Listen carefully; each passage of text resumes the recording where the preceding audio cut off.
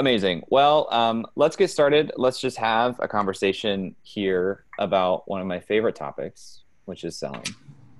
Um, Val, I know you super well. I don't know if Adam and Tanya and John do. Can you give a rundown of your very fun journey to get to this point? Yeah, and Adam knows me well in the yoga That, sense. yeah, that was my yoga teacher. Yeah. Ah, yes, amazing. When I was pregnant with Eleanor, I taught Ashtanga to Adam. Yeah. Rundown of me in the business sense. I've been working for myself for roughly 6 years. But before that, I kind of worked for myself also. I majored in theater production in college, and in the theater world, you go gig to gig and contract to contract, a lot like projects in entrepreneurial space. So it's kind of something that was like in my blood already, and I was not built to work for one company for a very long period of time. But I started my business let's see, it was 2011. No. 2012, late 2012. Started a business as a virtual assistant. I was fired from a job, and I was planning travel for a 5K race company, and was fired from my job and had no idea what I was going to do.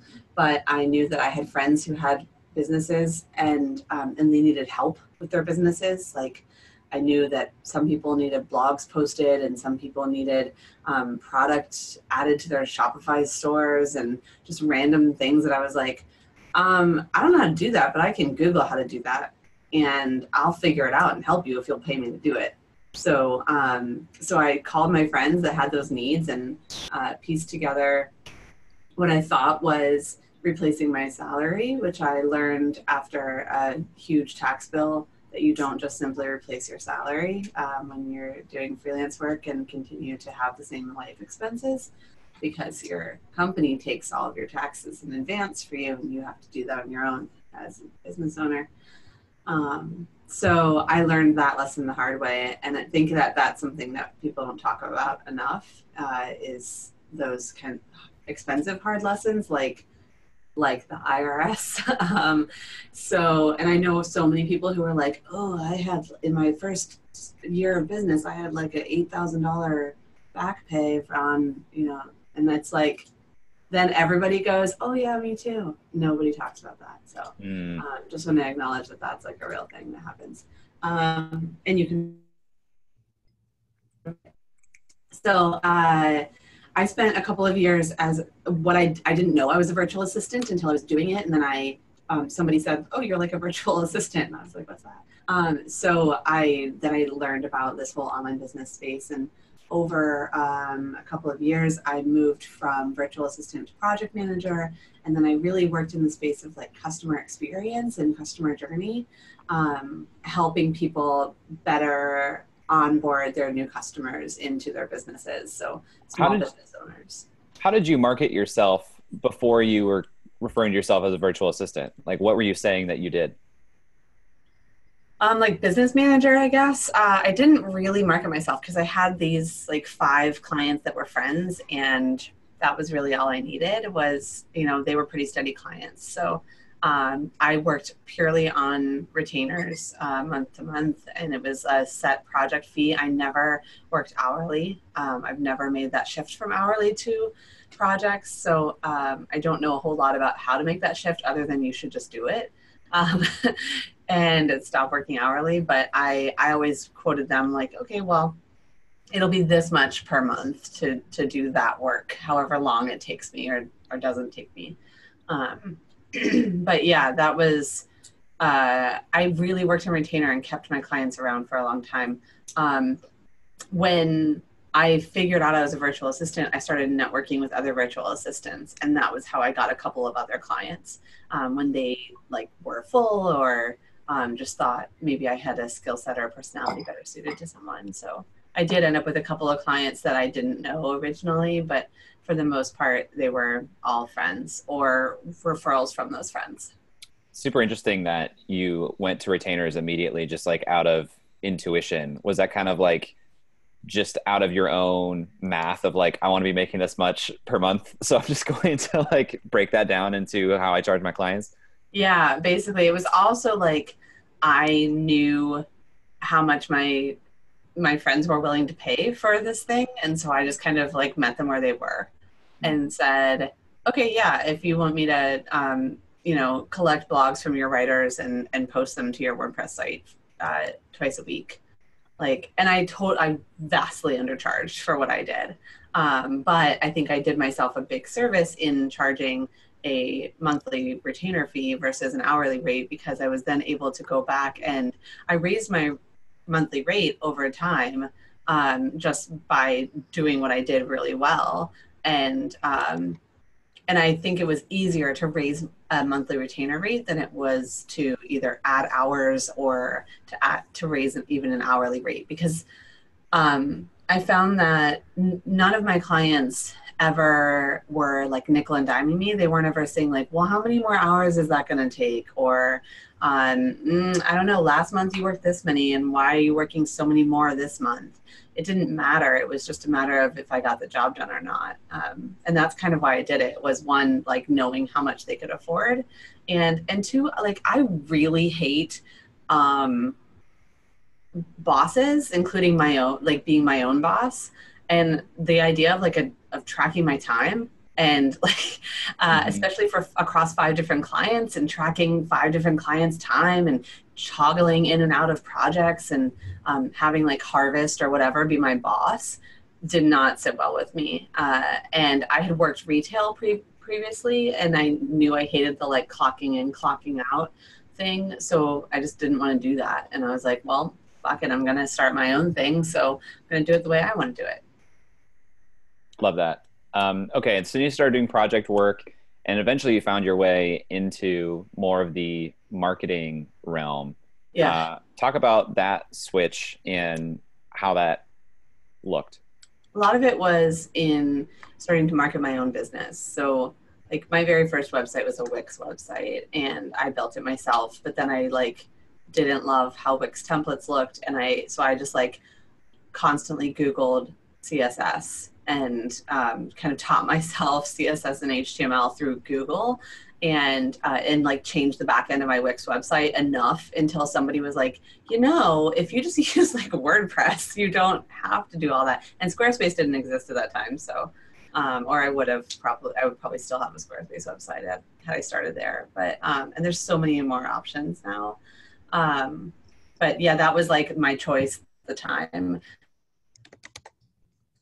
And marketing my own business and like building relationships in Facebook groups with other virtual assistants and project managers, and building relationships with my clients and getting referrals from them. I learned a lot about marketing and how relationships are the center of that. I did a fair amount of blogging in that time as well around productivity, and I got kind of known as the systems girl. Like that was very much, which is like hilarious to me now, because I just feel like all my systems are a dumpster fire. But at the time, people were coming to me to help them systemize their businesses, and to know like I was the one who had to like, I knew everything about every tool. I kind of got known for writing 5 things you didn't know about Asana, or like how to use Buffer to save X amount of time per day. Those kinds of blog posts were very popular on my blog. And so that was really how people started to share my stuff and it's also how I kind of found my writing voice, was just like, if you can't find any of them because they're all unpublished now, but if you were to read stuff I wrote in like 2013 to 2014, it's just funny to me, what I thought passed as a good blog post. And I'm sure I'll feel that way in another 7 years. So yeah. Okay, so then you spent a little bit of time at Convertkit, and then you went back out doing, I think, straight like helping people set up their own email systems for a while, right? Yeah. So I was one of Convertkit's early customers. So I joined them. I was customer like 700 and something. And I was moving from MailChimp. I wanted something more robust that did more like tagging and things like that, because at the time I was working on not just I was the systems girl, but I was also doing like customer experience and working with brands on that. And so I wanted to be able to tag my email list a bit more. I'd grown a little email list, like a little over 1,000 subscribers at that point, email list, and through my blog. And so I wanted to be able to segment them more. And my friend had told me about this new tool called Convertkit. And so I checked it out. I became a new customer, and instantly because I was living in that like customer experience world, I was like, oh, there's no onboarding here. Like I'm flailing. I'm just trying to figure it out on my own. And I would talk to this guy, Dan, who was customer support. Like he was it at the time. And he was like, well, there's this weekly webinar tomorrow at 1 p.m. And I was like, weekly webinar? Like, why didn't I know about that? I'm on week 4 here. And so I just was getting frustrated with the onboarding thing. And so I was talking to Dan, and I said, this is actually what I do for I've never done it for a software company, but I would love to help you walk through onboarding new customers. And he was like, hey, write it up and I'll send it over to Nathan, who's the CEO and founder. And so I pitched Convertkit a like 6-week project on working on customer onboarding. And I'd never done SaaS before in that capacity, but I figured, why the hell not? And Dan sent it over to Nathan. And a couple of days later, I had a call with Nathan, and he said, hey, I do think we need help with onboarding. We also need help with customer support tickets. And more than anything, I told myself when we hit this certain revenue point that I would start writing on the blog again on a consistent basis. And we've hit that revenue point. I just don't want to do the writing. And I've read your blog and I like your writing style. And will you come write for us full time? And at the time, I was a little bit like lost in what I was doing in my business. My clients were kind of frustrating. There were just a lot of things that were aligning. My husband and I were talking about having a second kid, and just a lot of things were kind of saying, hey, being in-house for a little while is going to be a good thing. And so I took that leap. I negotiated the hell out of my contract because it was like and still is a bootstrapped fly by the seat of your pants startup. And so I negotiated that contract and took a big cut to my salary or my on what I was doing freelance, but a lot of the other benefits outweighed that. And so I did. I worked remotely with them for a year and a half, and I wrote the blog. And meanwhile, I also did answer support tickets, worked on the customer onboarding. I was the in-house email marketer for an email marketing company. So I learned like everything you could possibly know about email, really fell in love with it at that point. And then when I was ready to leave, I knew that that's what I wanted to focus on was email and doing those projects. But that's not where I started when I left. Where'd you start? Which sounds like a cliffhanger. Yeah, it was. Dun, dun, dun. So where I started was general like marketing consulting. I was the first marketing hire at Convertkit. And so people were hiring me to consult with them on basically being their first advisor on marketing. And so I worked with a couple of different companies on just helping them figure out like, what the heck is our message here? How are we conveying that to the public? What kind of content are we putting out?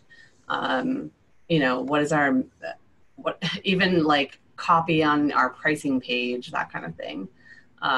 So I did a lot of very generalized marketing stuff. This is funny to me because you are like, in my mind, you are the biggest champion of specializing of anybody that I know. And it sounds like as soon as you left Convertkit, you're like, I want to specialize in this thing, but I'm going to be kind of a marketing generalist or, just general marketing consultant to start, what were you afraid of related to specializing at the time, or why didn't you specialize in the beginning? I wasn't actually a champion of specialization when I left. I was a champion of email, and I loved email. And when I was working as a generalist, I found myself constantly like advising on email projects and wanting to like up their email marketing and like support them in their email game. But what I found was they wanted to do all these other things too, and email is really important. But if you're like struggling in marketing and top of funnel, then email sits farther down the funnel, and it's hard to focus on email when you really need to be focused more lead gen and top of funnel. So it was when I was doing that generalist stuff that I was talking to a friend of mine who recommended I follow Philip Morgan. And Philip has a podcast called Productized Consulting Podcast. And he has a daily email for his email list. He also has just like a great little email course on specialization. So Philip teaches specialization to developers, to web developers. But I knew I could replace the word developer with marketer and get the same lesson. And yeah, like 1 out of 10 lessons from him, I was like, well, that doesn't apply at all. But I still learned a lot, and I owe everything I have today to Philip 100%. And that's not true. I have paid Philip for like an hour of his time to consult. But before any of that, I didn't pay him a dime. So you can actually learn a lot about specialization just by joining Philip's email list. Awesome. Cool. Yeah. So I feel like we're up to speed here now. So talk to me about your journey in terms of mindset and how you've priced yourself getting to this point. Okay. So specialization changed everything for me. I actually recently gave a talk on this topic, and I won't give you like the full talk, but the biggest takeaway is that, there's like commoditization is the exact opposite of specialization. And if you're a commodity, your value goes down because kind of anyone can do what you do. And you might feel like, no, of course not anyone can do what I do. And that may very well be true, but until you're a specialist, your clients and potential leads see that like, well, I can hire anyone at a lower price point to get similar results.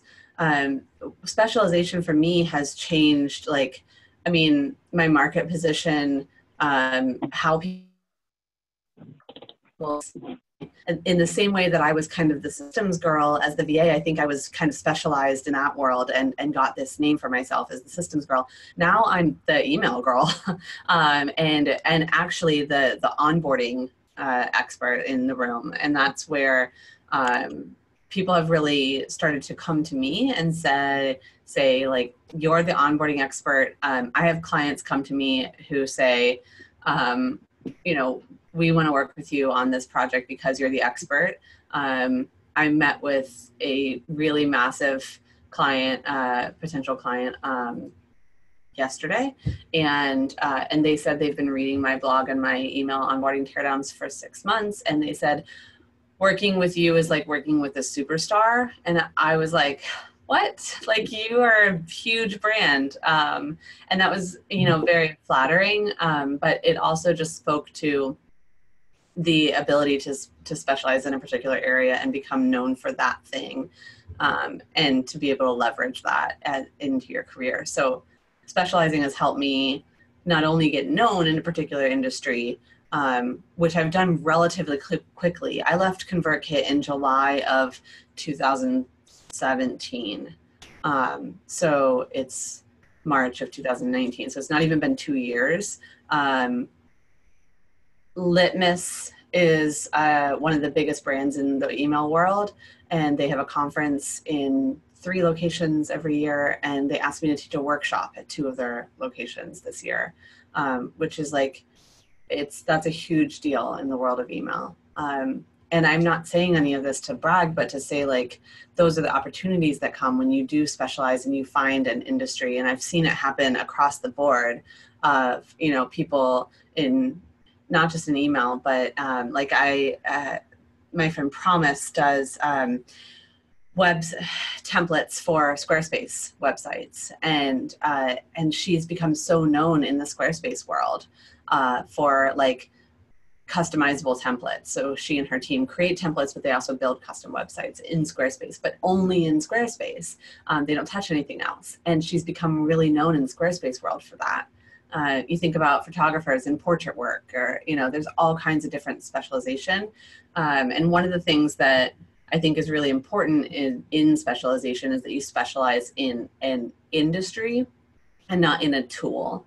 I have friends that are Facebook ads experts, and that's very specialized. And people come to them because like Facebook ads are impossible to do. And so they know how to do it and they do it well. And they're constantly frustrated because the tools change, the rules change. Yeah. You know, Facebook ads, like what they started as, my friend Claire does them, and what her job was really easy 3 years ago, and now it's really complicated.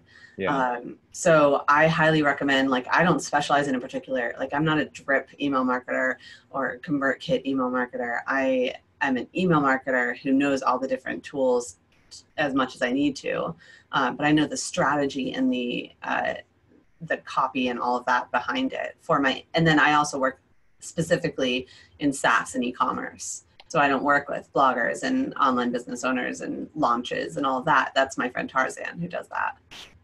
Since you've started specializing, what percentage, roughly, you know, what proportion of the work and the clients that you work with come from inbound leads at this point?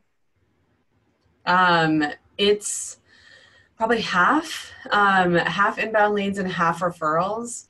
And a lot of that is because of my network and referrals that are being made that I don't even know. So I actually just recently put on my like work with me form, how did you hear about me? And most of the time it's Twitter or another company has referred me. So sometimes it's my own clients that refer me to other people. I've had prospect calls where that prospect didn't convert, but then I get a referral and they say that they got referred from that prospect. I'm like, you didn't hire me, but you referred me to someone else? Okay. That's crazy. Yeah. But that's amazing that now your business is coming from referrals and inbound. Like, sounds like there's not a lot of actual prospecting that you have to do personally at this point. No, I really don't. In fact, I would have been totally fine to not do this, but late last week, I tweeted once, hey, I'm currently booking for May, and I only did, I felt like I needed to get leads for May, but because I needed to tell a lot of people, you cannot book me for tomorrow. But I said, I'm currently booking for May. So if you want to work with me before the end of Q2, you need to contact me now. And I got 4 leads from that alone. And they're all, you know, projects starting in May now. But yeah, I really don't do a lot of prospecting. And I think that that's, again, a testimony to the specialization piece. And the other element of that is that I don't get a lot of inbound leads that aren't a good fit because my website is so specific about what I do. I even go so far as to list starting points of prices on my website. So I know there's like a whole argument in the like marketing world of, do you list your prices? Do you not? Do you have a rate sheet on your website? I don't list exact prices for anything other than my productized service. But I do say, you know, projects start at $8,500. So there's like a qualifier there. The other qualifiers are, here's how it costs, you know, well, I'm going to raise it, but right now it costs $325 for 45 minutes of my time. And it costs $1,300 for half a day with me and $2,800 for a full, or no, $1,800 for a half day and $2,800 for a full day. So those are like benchmarks to say, if somebody kind of goes, okay, well, if it costs $2,800 for a day of her time, then a long-term project is going to be more than that. And if they know that, then they kind of pre-qualify themselves in or out just from my website. So most leads that I get convert into projects, and they do that because they're already pre-qualified. Let's say that I'm bought in on the idea of specialization. I'm saying, yep, I want to specialize. What are the steps to legitimately being seen as a specialist? Mm-hmm. The first one is to start saying no a lot. You have to see yourself as a specialist before anyone else can do it. So my only experience in what I do now was at Convertkit, and it was barely even there because Matt Ragland runs onboarding for Convertkit, and he owned that. That was his title when I was there. I never had the title like onboarding or retention or anything like that, but I touched it here and there, and I worked in marketing, and I knew about email, and so I just knew that this was the direction I wanted to go. And so I said, I'm an email marketing expert, and I'm an onboarding, like I'm a pro at onboarding. I did some of the onboarding work for my generalist clients. Like I convinced them to do some of these projects because it's what I wanted to do. And I was on retainer with them, so I felt like I could. But a lot of it is truly, specialization is 100% about mindset. It's knowing that it's totally safe to say no to things that are not in that area. I had to let those generalist clients go in order to make space for onboarding projects to happen. And I had to like force those generalist clients into onboarding projects. And then I didn't, I didn't fire everyone and then just sit there with my open calendar and wait for people to come in. I like pared back the work I was doing with them, did more onboarding focus. I rewrote my website with the help of David Sherry, who I highly recommend talking to for messaging if you need that kind of help. He's great with that. And, or really like just sit down with a friend and talk about what you want to be doing. Basically what David and I did was talk about what I wanted to be doing, and he helped me put it into words for my website. That's amazing. Yeah, it was invaluable to me, to be able to say like, this is how I see myself. This is how other people see me. And this is how I want to be seen. And we put all of that into some messaging for my website. And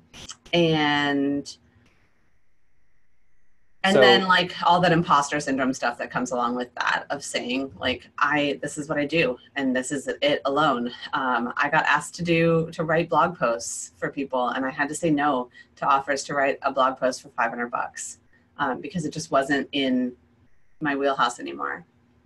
So like first deciding what you want to specialize in. Mm-hmm. How a lot of people will say like, yep, I'm going to specialize in blank and blank, and they'll have like two things there. Yeah. How do you know that you're like truly specializing and finding something that's specific enough? Yeah, you have to pick one thing to start. You can, the thing is that you don't have to specialize in one thing forever. So I specialized initially in email onboarding, and that was all I focused on my blog. I wrote onboarding teardowns for 6 months. I only talked about onboarding on Twitter, which was my main social platform because that's where the software world lives and a lot of e-commerce. But I chose my social media platform. I even kind of specialize like my social media platforms. Like I'm not going to go everywhere. I'm just going to pick one and focus on it. But I knew that what I wanted to do was retention long-term. And the way I thought about it was, and I feel like I've talked to you about this before, Jay, was like Trojan horse theory of, the Trojan horse thing is like, show them what they think they want and then give them what they need, or, in the case of the original Trojan horse, it was what they wanted. But anyways, so I would talk to people about onboarding because that was what they thought they wanted, was like, let's onboard all these new leads better. But what they actually needed was retention. They needed to retain the customers that they had longer. And then they didn't need to go worry about all these new leads. But that's where their mind was. So I had to meet them where they were with my specialty. And then once I did that project, then I was in to be able to do what I really wanted to do, which was retention. And now, a year and a half into it, I'm able to talk about retention more. I'm able to take on retention projects. Onboarding is really just like the gateway to everything else that I do. It's no longer the main focus, but I do think that you need to choose a focus so that you can branch out further. I didn't have e-commerce listed anywhere on my website prior to like 6 months ago, because I was focused entirely on SaaS. And then a couple of e-commerce clients hired me because they recognize the value of onboarding and monthly recurring, because a lot of e-commerce are monthly recurring revenue, they're subscription services and things like that. So if they're e-commerce focused on MRR, then I want to talk to them. But I didn't even list e-commerce on my website until 6 months ago. But yeah, I mean, you don't have to stick with one thing forever, but definitely pick one that feels like, okay, this is the thing that the customers actually want, and then I can give them what they need once I have them in the door. Awesome. Well, I'm going to move into some more sales specific questions, but I want to give a chance to Tanya, John, Alexis, or Adam to ask any questions that have come up to this point. Or that guy. Or that guy in the back. Cool. Well, I'm just going to, oh, sorry, go ahead. Sorry, it's Tanya. Hi, I'm curious how you went about raising prices with existing customers. So did any of people have any interpretations about that? I'm wondering how you guided them through you raising prices. Yeah. Very much the same way that I would do any kind of pricing restructure for any of my clients now. I sent them an email with a heads up. And I actually used a template that I think was like Ramit's. I'll try and find it and post it in Slack. But it's an email template that basically says, hey, at the end of this month, my price is going to go up from here to here. I've loved working with you. I've done this and this and this and this for you. Here are the opportunities that I see for us moving forward. And I would love to do this, moving into this next phase of our work together. So I really positioned it as I'm raising my price and made them feel like they were actually going to be getting more. But what I did was I said, here are all the things I have done for you to date. And some of those things maybe had already changed hands, right? So like, maybe they hired or they have an intern now who's doing the actual publishing to WordPress. And so I wasn't doing that anymore, but here's the future of our work together. And I would list like the things that I was doing, leave out a couple of things that I didn't really want to be doing anymore, or someone else was now handling, and then add in some things that were like taking my work to the next level, things that I really wanted to be doing and that would help them. So I shifted what the work itself looked like, made them see like an immense value in that new work together, raised the price in that process. And I raised, with one client, I did that 4 times over the course of 2 years. Wow. And it was only on that 4th time that she like balked at and was like, I love you and I want to do this, but I just can't afford that. And that was fine, because that was actually what I wanted her to say at that point. I was like, and so there were some clients that I raised the price to the point that I knew they had to say no because I wanted them to say no. But then other ones, I just did it very incrementally and swapped out things that I didn't want to be doing anymore for things I wanted to be doing in the new agreement. Awesome. I'm curious, did you keep those clients that said that they can't afford you anymore? Did you meet them where they were at? In one case, yes, but in the other case, I was like definitely done with them. And I was fine with that. Gotcha. How do you think about pricing?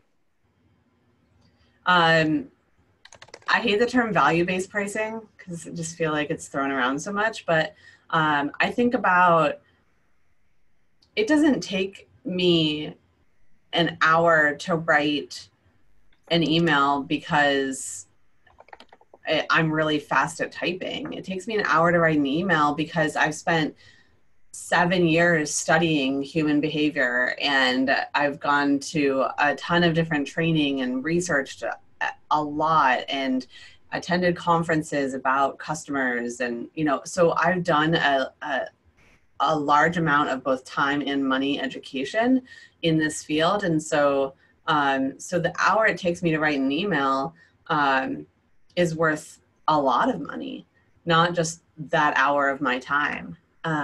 So you like a 45-minute call with me is $325, and I get about one a week booked on my calendar.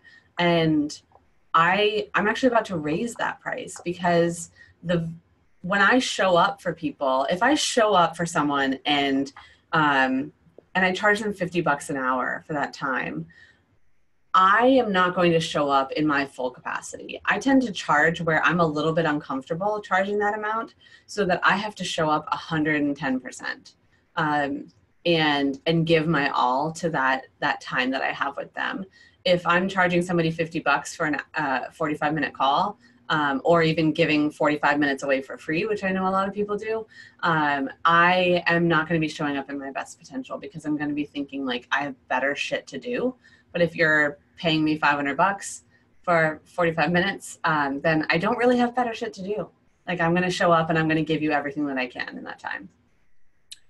What allows you to get that place of a little bit of discomfort? Because a lot of freelancers I talk to, even myself, a lot of times, I know I should be charging more and I'm not doing it. So what has allowed you to break through that mental block that a lot of people have?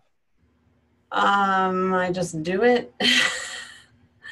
I still have those mental blocks all the time. Like I do. I talk to my friends. Like I have a couple of people that I know who are like, no, that's fucking bullshit. You should charge more and stop doing that. And I want to see it on your website today. Like who hold me accountable to that. And sometimes I actually call them. Sometimes I listen to podcast episodes that they've been on where I can just like listen to them on, while I'm driving and get them like in my brain and in my body. But it really is like, it's that I tend to think, like I literally work in my basement. Like I'm working, like I write emails for people in like sweats in my basement. Why should I be paid $10,000 per contract for that? But I should, because my clients go out and make a ton of money off of me, and not just initially, but long-term. If you make videos for clients and they go off and land new clients or big speaking gigs or book out their program because of the videos that you did for them, if they make $150,000 and you charge them $1,000, like that sucks for you. So you can either charge on like royalties, or you can just charge what feels really good to you up front, and actually like not what feels good to you, but what feels uncomfortable. Because I don't ever feel comfortable telling their project is $18,000. To me, that just feels like an insane amount of money. As a theater kid, like I've never thought about making that kind of money, but I also know the overhead of my work, and I think getting really in touch with my finances has helped a lot too. So I have a really great bookkeeper because I am a theater major and don't do the maths. But she sends me a P&L every month, and we have a lot of conversations about expenses, and she'll send me what is this expense? Why is this here? I'm like, oh yeah, you're right. And so I'm way more in touch with my money now than I ever was when I was just trying to do it all on my own. And there's all kinds of ways you can go about that. You can hire someone, you can use a budgeting service, you can use a plain old spreadsheet. But I think getting really in touch with your money, how much it costs you to run your business, how much you're making, and knowing those numbers can really help you see like, okay, yeah, I'm charging you 18 grand for this project, but I'm also going to spend like 4 of that on doing the project, like software costs, all those like things that add up. And then here's all my time. And then here's all these other projects that I have to say, no, I can't work on that until this other time because I'm working with you. So, you know, when you're in touch with your money, that helps you make better decisions on how much you can charge. And then you also just have to like, yeah, just do it. Like charge more and see what happens. I'm going to raise the price of my hour call to $500 from $325. Nobody might, you know, I might have no signups. And then right now I have one a week or every other week, so I could be turning away, you know, $600 to $1,200 a month by doing that. But I'm going to do it and see what happens. How often, when you have a large client that you're going to charge one of these value-based deals to, how often do you need to walk them through the understanding of why that investment is worth it versus they're at a scale that they understand why you're charging that much? That's a really good question. I feel like that is a lot of times in the prospecting phase. I have a very in-depth questionnaire you have to fill out to have a call with me in the first place. So if somebody reaches out via my website, and you can find it, or I can post it in Slack, but there's a link to a type form that has like 25 or I think it's 31 questions on it. So you have to like really want to talk to me. And there are like questions that make you go get data and think about things. I've had people write like, wow, you're really making me think here. Like, yeah, you got to tell me something in order to talk to me about your project. So I can usually tell in the prospecting if I'm going to have to do a lot of convincing, and in which case I typically downsell them to my productized service, or like let's just do this and then take it from there. And then I can have like a small one-off engagement with them, see how it goes. If it's a pain in the ass, I'm just not going to move forward with them. But you know, I also have clients like the potential client I talked to yesterday. You know, they wrote in their intake form, this is the most important project we could be working on right now. And they were talking about onboarding. I was like, hell yes, it is. And we're going to be best friends and we're going to do lots of work together. So, you know, a lot of it is in the questions you ask in your onboarding. And I really encourage people to have in-depth questionnaires, and like, please stop doing all this, like fill out your name, your email address, and then message on the contact page on your website. Make them answer more questions and really find out how committed they are to working with you. And I think it actually establishes you as a professional up front when you do that. If you just have like name, email, message, it's kind of like, anybody, come on, I want to work with anybody here. Like, come into my inbox and bother me. But if you have this long intake form, they have to do some work, and they have to earn the time in your inbox for you to review that and understand. And then when you do have a call with them, you have to come prepared. You have to have read that type form and gone to their website and reviewed things. So you have to show up like the professional you pretend you are by having your big long type form. Can you talk about the productized service you keep mentioning, when that came into play and why you built it in the first place? Yeah, so initially it's called a conversion and churn audit. And it's an audit of existing emails. In my case, I think audits, some people call them like road mapping sessions or discovery sessions. But it's basically like taking a deep dive into what you are already doing.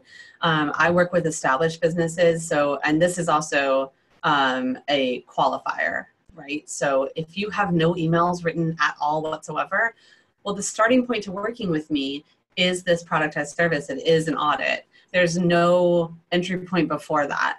And there's very little I can do. And I rarely take on clients that haven't been doing email for a while and have data points to pull. And it's very hard to know what will work otherwise. Other people feel differently, and it depends on the field. Again, that's where the specialization comes into play, because I know that in SaaS, it's really difficult to know what works until you are collecting data on it. But I start with this productized service of an audit where you give me access to your email service and some other like data points and voice of customer research and tone and voice documents and all those kinds of things. I look over everything. I do a dive into who your customers are, and then I look at all of your emails, and I do a email by email video walkthrough along with my written notes of here's what should change, here's what you can keep, here's what we can use somewhere else. And then at the end of that audit, I have a page on the spreadsheet and in the video where I say, okay, based on what I see here, here's what we can do together.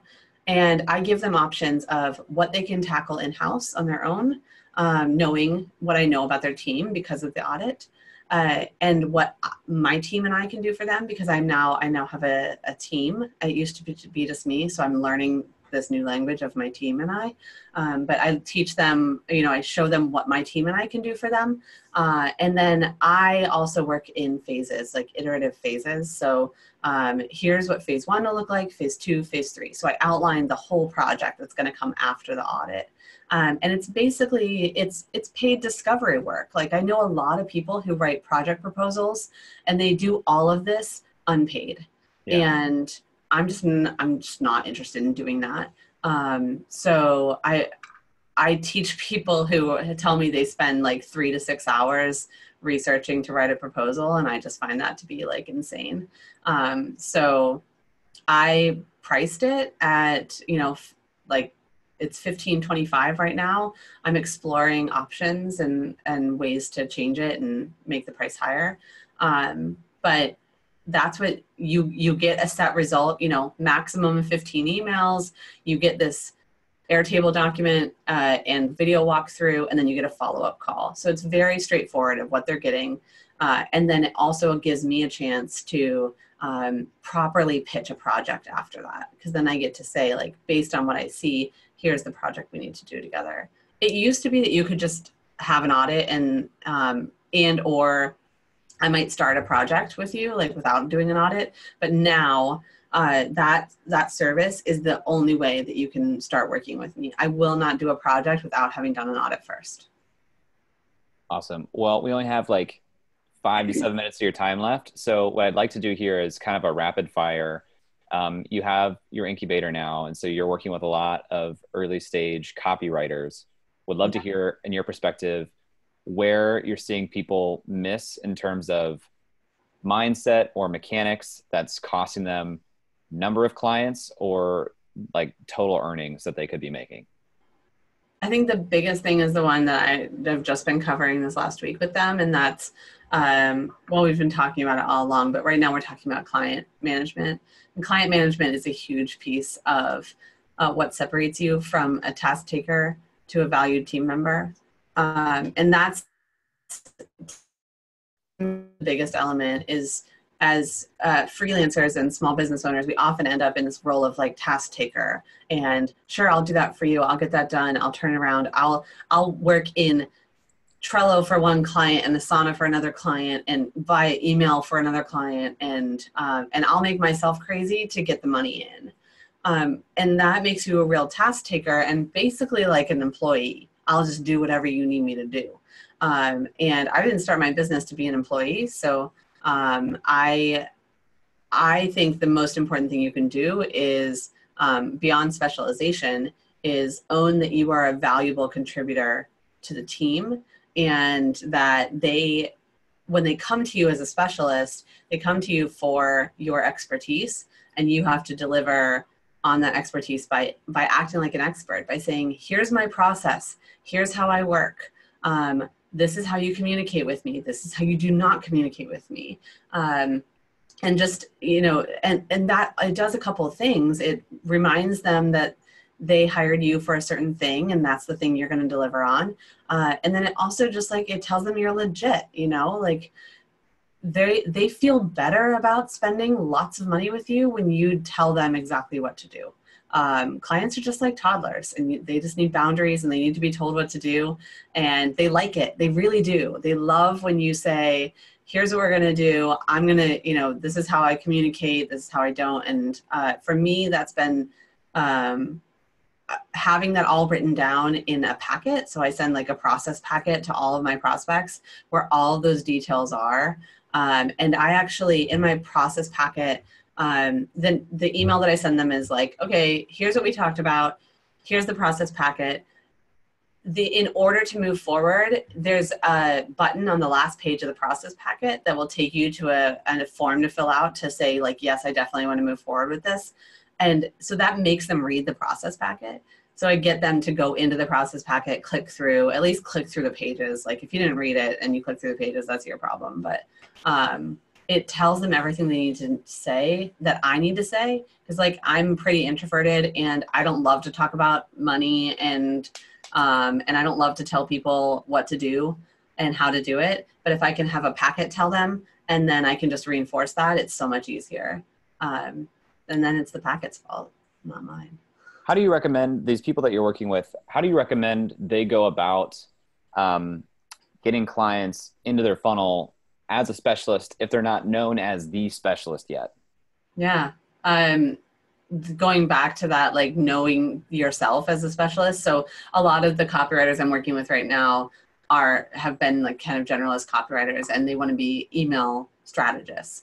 And so they're changing their title on their website. They're updating their social media bios. And all those little things add up to them.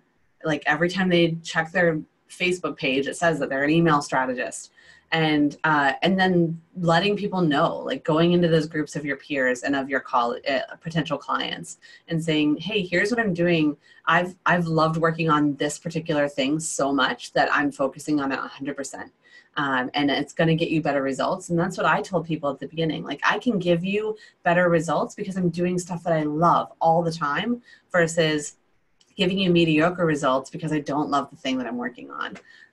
And so when you go into conversations with that in mind, it really helps set the stage for that's the work that you're going to be doing. And to me, it's just about building a network and connecting with that network on an ongoing basis, letting them know what you're doing. And peers are a huge part of that, like groups like this. And I'm in a couple of other groups, especially for women, to join groups where there's only women in them, or like if there's a women's channel and a Slack team you're a part of, joining that community so that, women love to support other women, but also just like within a community, everybody loves to support each other. So being an active participant in a community, sharing what you're doing, what you're working on, and how you can help people. And yeah, I know like I talked about value-based pricing and all of that, but you can also say like, hey, for my first 5 clients, I'm offering a 20% discount, or, you have the authority to do that or not do that as you want. But I do think it's important to build a little bit of a portfolio and to offer people to a chance. It helps you build your like, I am an expert.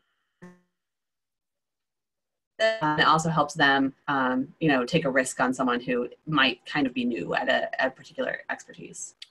Yeah, I love the idea of like having a specialization that you go tell other people, like, this is what I'm doing now, because now they're empowered to be your advocates to everybody else. Yeah. So some takeaways: specialization, keeping that simple, being actually specific, not hourly pricing, but retainer and project-based pricing higher because most people generally need to charge more. Yeah. Don't do free discovery work, productize an intro call or an intro sort of offer. Yes. And Brennan Dunn has a lot out there on road mapping sessions, and I learned a lot from him on that. So kind of that idea of like, there's nothing I'm talking about is new, or nothing on the internet is new. So, go learn from other people. The other thing I would say is like create content around your specialization, like what you choose as your specialization. I chose onboarding, and I was scared to death the first time I hit publish on onboarding teardown. I thought everyone was going to hate me, especially because teardowns aren't exactly nice. But creating content around your specialization and sharing it Even if it gets like one like or one tweet, you know, it's worth it because over time, and then doing that consistently, I consistently for every week for 6 months publish a new onboarding teardown. And that 6 months of teardowns is still informing people's work today. So it's really worthwhile to publish content. You don't have to write. If you're not a writer, don't write. Create videos. Mark did like 30 days of videos, including the day his daughter was born. So like create what you need to create, and it doesn't have to be huge. It can be a 30-second thing, but do it and do it consistently. Love it. Well, I want to be super sensitive to your time. You've given us a lot here late on a Tuesday. Any last questions here from those of you who are with us live? And I'm happy to answer questions in Slack anytime. People can tag me and hit me up I love talking about this stuff. Cool. Well, I will host this on YouTube and share it in the Slack. I'll probably even just pull down the audio and share it in case people want to listen to it almost for the podcast. But Val, thank you so much. This is awesome. I'm constantly learning from you and inspired by you. So thank you so much for taking the time. I love this community for that reason. Thank you so much for having me. Awesome.